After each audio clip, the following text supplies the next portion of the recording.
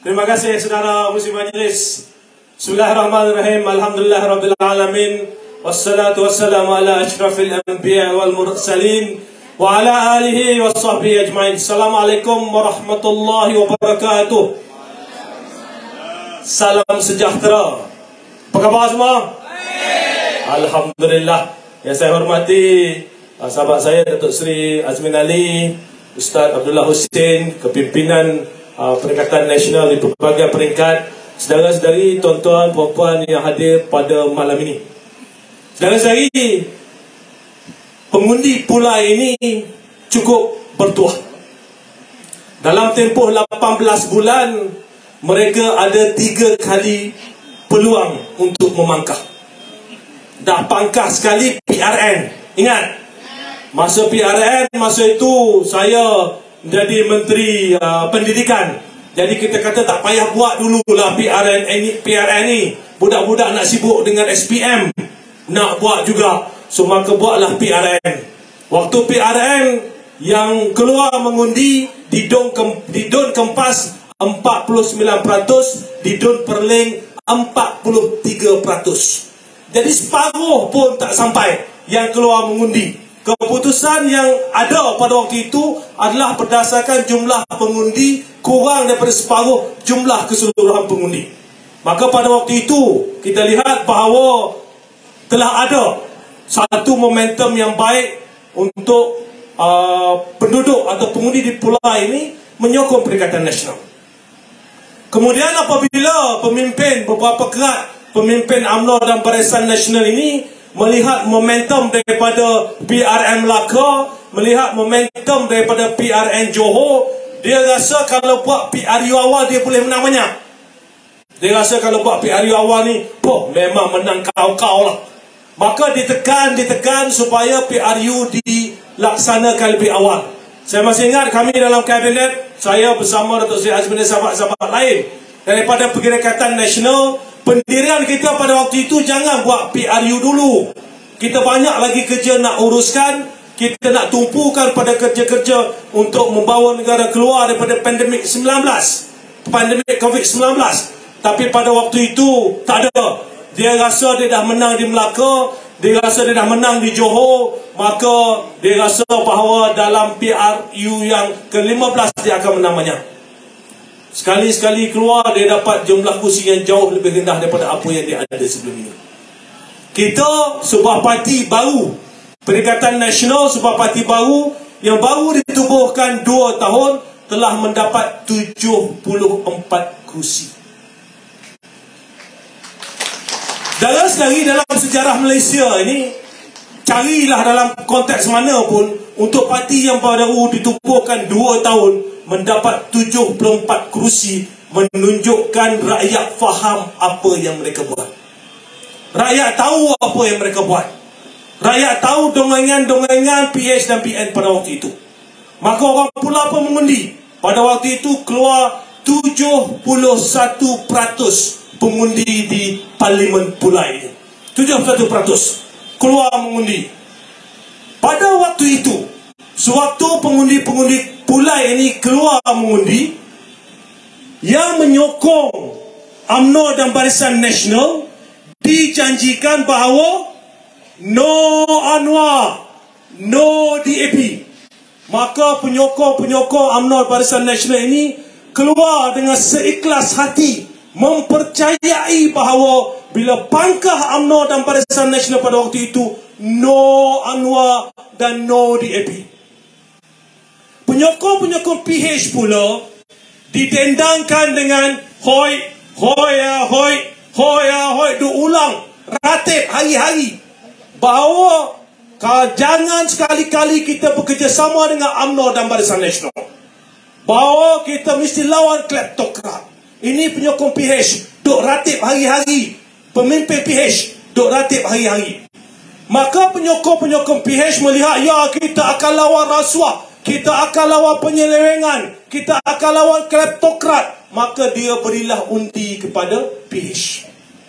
Kami di Perikatan Nasional jelas, daripada awal jelas, kita kata kita takkan bersekongkol dengan kleptokrat, kita takkan duduk dengan DAP, kita takkan duduk dengan Anwar. Itu kita nyatakan, kita cakap. Kita apa pun jadi, kami bergerak atas prinsip Perikatan Nasional, bersama-sama dalam Perikatan Nasional. Maka datanglah PRU ke-15 pada 19 November.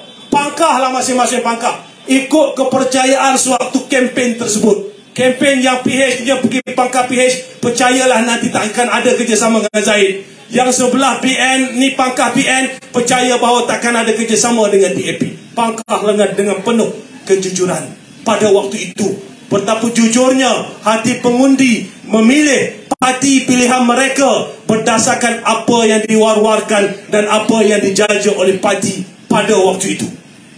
Kemudian akhir sekali, segala apa yang dijanjikan itu bukan saja UMNO-nya no Anwar, no DAP, sebelah PH-nya no kleptokrat, tak ada sakau, tak ada apa. Akhirnya mereka duduk bersekali. Ada pemimpin-pemimpin PH yang sebelum pilihan raya bercerita, kalaulah kita duduk dengan UMNO, saya orang yang pertama akan lawan. Saudara-saudari tahulah siapa. Ia persembang ni, saya orang pertama akan lawan. Akhir sekali duduk sebelah-sebelah. Ini berpeluk sakan. Hakikatnya saudara-saudari, kita dah lihat, tak apa, okey, dah kena tipu serau, dah kena tipu serau ni, dah kena tipu sekali. Kemudian tak apalah gabung bentuk kerajaan. Bila bentuk kerajaan, rakyat menunggu. Yang jadi Perdana Menteri ni dah nak jadi Perdana Menteri 20 tahun dah. Di sepanjang tempoh 20 tahun ni, macam-macam janji dia buat. Yang kawan-kawan dia ni pula dalam parti yang sama ni, dalam PH ni duk bercerita macam-macam formula 20 tahun. Kalau kira 1 tahun 10 formula, saudara-saudara kira berapa ratus formula ada. Sepanjang ada je. Kalau ada masalah sikit, ini formulanya. Kalau ada masalah sikit, ini formulanya. Sebab itu bila dibentuk kerajaan, harapan dalam kalangan penyokong-penyokong, khususnya mereka yang dahulu duduk mendukung reformasi. Ini antara salah seorang. Dulu. Reformasi. Mereka tunggu nak tengok apa reformasinya. Masuk angkat sumpah tak ada apa, bentuk kabinet, saya Perdana Menteri, Menteri Keuangan pun Anwar Ibrahim juga. Penyokong-penyokong dia dulu dah macam bengong dah. Betul ke ni? Aku dengar dulu Perdana Menteri tak patut pegang jawatan Menteri Keuangan. Sekarang orang yang duk lawan ni belum apa-apa lagi dah lantik diri sendiri jadi Menteri Keuangan. Orang dah start tengok. Bukan sahaja pengundi ya. Ini mereka dalam pasaran modal, pelabur-pelabur pun dah start kena tengok. Dia ni betul ke tidak ni? Belum apa-apa dah kencing dah serau. Belum apa-apa lagi. Kemudian belum dah buat apa-apa lantik anak sebagai penasihat. Dah. Dulu tak boleh kroni, tak boleh apa. Belum apa-apa nak jadi penasihat. Orang dah makin tengok. Ini apa ni? Bila orang bising-bising tukar pula jawatan, tak jadilah penasihat, jadilah benda lain apa jawatan. Rakyat memerhati satu persatu. Jangan ingat rakyat ni bodoh. Jangan ingat pengundi-pengundi ni tak faham. Saudara-saudari, rakyat memerhatikan satu persatu. Pengundi-pengundi kita ni ramai yang sophisticated. Dia faham, dia tahu. Saya boleh cakap begini kerana saya berlawan di Putrajaya. Saya bertanding di Putrajaya. Bila nak pergi lawan di Putrajaya, semua orang cakap jangan pergi. Jangan pergi Razi. Kau pergi Putrajaya memang kena sembelih. Ini Putrajaya ni kunan dah pak penggal macam-macam dia bagi. Macam-macam ikut dan cabutan bertuah macam-macam. Macam mana dia nak lawan? Saya kata pada waktu itu, jangan pandang rendah kepada pengundi-pengundi kita. Pengundi-pengundi Malaysia selepas PRU tahun 2018, ianya menunjukkan bahawa corak pemikiran pengundi-pengundi kita telah berubah. Pengundi-pengundi kita sebelum PRU ke-14 tahun 2018, dia takut nak tukar kerajaan pusat ni. Sebab sejak merdeka, kerajaan pusat tak pernah ditukar. Tak pernah ditukar langsung. Tapi bila datang 2018, dia kata, Rupanya waktu itu Tun Dr. Mahathir. Kemudian berlaku krisis politik. Tan Sri secara tiba-tiba tak pernah terlintas pun. Boleh tanya Tan Sri nanti, tak pernah terlintas nak jadi Perdana Menteri. Nama beliau disebut pada hari Khamis, hari Jumaat, ahli-ahli Parlimen bersatu duduk berbincang dengan Tun. Hari Sabtu diumumkan Tan Sri sebagai Perdana Menteri ke-8. Tak pernah terlintas. Maka rakyat Malaysia memerhatikan, rupanya boleh bertukar Perdana Menteri macam itu. Selang duduk, kita menguruskan COVID. Akhir sekali beberapa kerat pemimpin UMNO menarik turun sokongan terhadap Tan Sri. Tan Sri jatuh. Rakyat Malaysia tengok lagi, boleh berlaku lagi macam tu. Sebab itu saudara-saudari, menghampiri PRU ke-15, saya pada waktu itu bila tengok di Putrajaya, ramai orang tak yakin. Saya yakin bahawa penjawat awam ini tahu. Kalau dibandingkan sewaktu PN sebelum 2018, kemudian sewaktu PH pada tahun 2018 sampai tahun 2020, sehinggalah zaman Tan Sri Muhyiddin Yassin 2020 sehingga Ogos 2021, penjawab awam tahu siapa yang jauh lebih baik. Sebab itu saya kata saya yakin bahawa pengundi-pengundi kita ini adalah pengundi-pengundi yang berfikir. Dan apabila ahli MKT UMNO, Lokman Nur Adam tadi MC sebut, kata 4.2 juta pengundi yang mengundi PN ini adalah mereka yang bodoh. Siapa yang bodoh? Tanya dia. Tanya dia balik.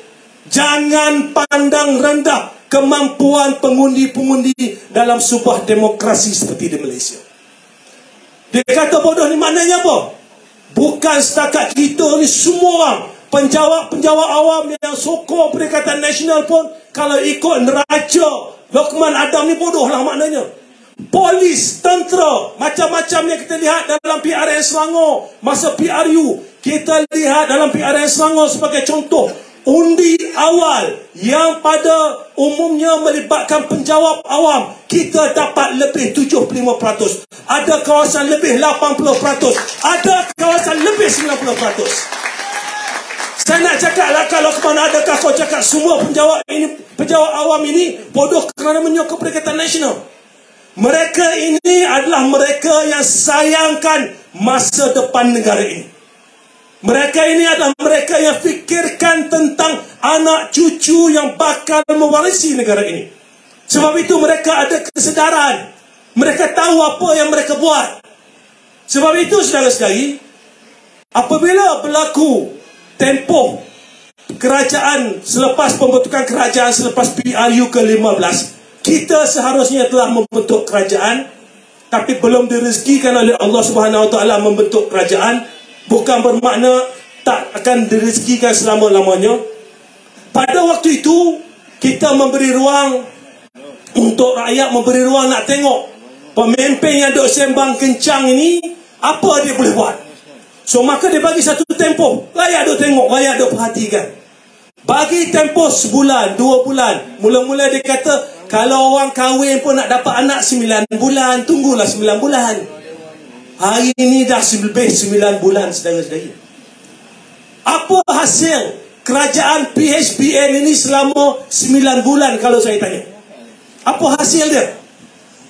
Apa hasil kerajaan ini 9 bulan? Yang duduk bersembang berpuluh tahun. Kat mana formula-formula yang konon hebat? Kat mana cerita-cerita dongeng yang dulu duk cerita macam-macam? Saya bagi contoh. Sewaktu Tan Sri Muhyiddin Yassin berada sebagai Perdana Menteri, geng-geng PHBN inilah duk menekan, menceritakan bahawa nilai ringgit pada waktu itu dah jatuh, maka Perdana Menteri kena turun. Kalau tengok zaman Tan Sri, nilai ringgitnya adalah sekitar RM4.20 bagi $1. RM4.20. Sekarang ini duduk main 46, 46, 465 hari-hari. Itu kadarnya. Semua senyap. Mana ada? Mana ada cakap, ya, awal-awal naik, ringgit naik sikit, ya, ini menunjukkan keyakinan pelabur kepada Malaysia. Apa cerita? Sekarang ini bila ringgit jatuh, semua senyap. Kerana apa? Saudara-saudari, kalau kami di atas ini duduk bercakap kata PH BN ini tak boleh buat kerja, saudara-saudari tak percaya. Kalau kita kata Perdana Menteri, kepimpinan PH itu campur juga dengan kepimpinan BN yang ada ini tak boleh buat kerja, tak tahu nak buat kerja, saudara-saudari takkan percaya kalau kami cakap. Sekarang ini Allah bagi peluang kepada mereka untuk memimpin Malaysia 9 bulan. Nak bagi rakyat Malaysia tengok betul ke mereka ni boleh buat kerja. Betul ke mereka ni boleh buat kerja. Rakyat menunggu. Sekarang saya duduk turun bawah, orang bercerita harga beras import mahal. Naik berkali ganda harganya. Ramai yang mengeluh.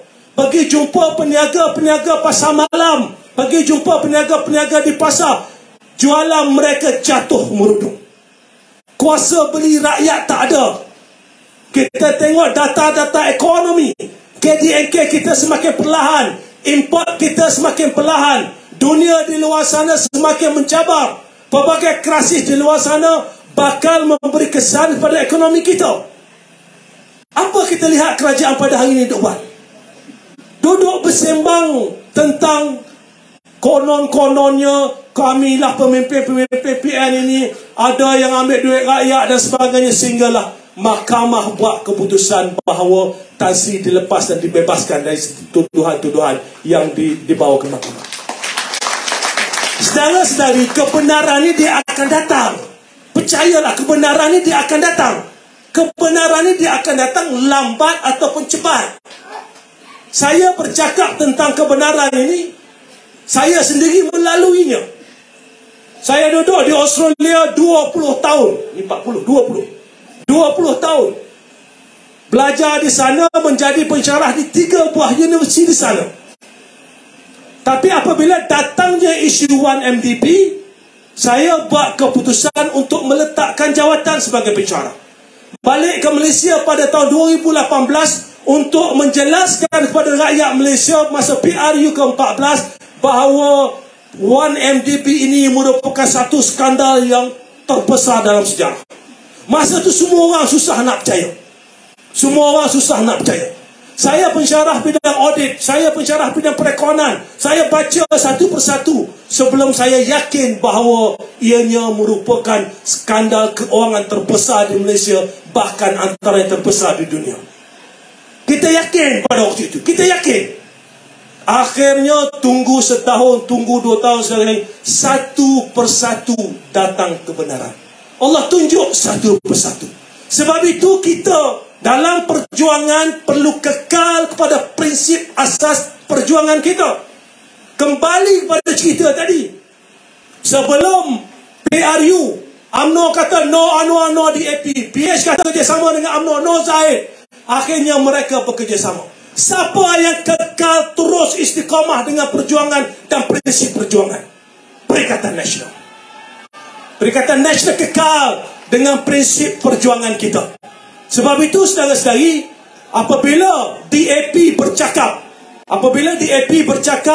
tentang integriti, kononnya mereka parti berintegriti, tak ada. DAP tak fikir integriti. Kalau dia parti berintegriti, dia lawan MDP, 1MDP, dia lawan penyelewengan, dia lawan kleptokrat, dia lawan skandal Zahid, dia takkan duduk bersama. Dia takkan duduk bersama. DAP ni parti sembang untuk menunjukkan seolah-olah mereka sahaja yang bersih. Tapi pada hari ini UMNO mendokong DAP. Duduk hari-hari mendokong DAP. Pemimpin UMNO kata DAP telah berubah banyak. DAP dah letak macam dulu. Kawan baru berkawan berapa hari lah. Korang baru berkawan berapa hari nak menceritakan tentang kononnya bagus sangat. Apabila ketua UMNO bahagian Pulai membuat kenyataan bahawa DAP perlu keluarkan negara sekular dan perlu keluarkan Malaysia, DAP cakap dia tak nak keluarkan. UMNO tak ada kuasa dah sekarang. Pemimpin UMNO sembang sahaja. Sebab itu saudara-saudari, datang PRU kali ini, kita dah lihat saudara-saudari dah mangkah pada PRN, saudara-saudari dah mangkah pada PRU. Masa PRU dah kena kelentong, yang mana masih menyokong PH dan BN dah tahu dah kena tipu. Lepas PRU dah tengok memang segala macam ditipu. gunakan peluang ini untuk pastikan dalam PRK yang kali ini kita hantar signal yang jelas kepada kerajaan PHBN ini, seperti mana rakyat Selangor menghantar signal yang jelas kepada mereka. InsyaAllah dengan signal yang jelas ini kita boleh lihat bahawa mereka akan faham rakyat menolak mereka dan rakyat inginkan yang jauh lebih baik. Jadi saya mohon saudara-saudari, gunakan ruang ini untuk beri pesan pada kawan-kawan sahabat sandai sekalian supaya pada 9 hari bulan nanti keluar mengundi ramai-ramai dan pastikan saudara-saudari mengundi Perikatan Nasional. Boleh? Saya rasa itu saja saya nak bagi peluang Datuk Seri Azmin bercakap sebelum Tan Sri tiba, dan insya-Allah sama-sama kita doakan, sama-sama kita kerja kuat, kita pastikan bukan saja menang tapi kita nafikan majoriti 2/3 PHBN di Parlimen. Sekian, Assalamualaikum warahmatullahi wabarakatuh. Terima kasih.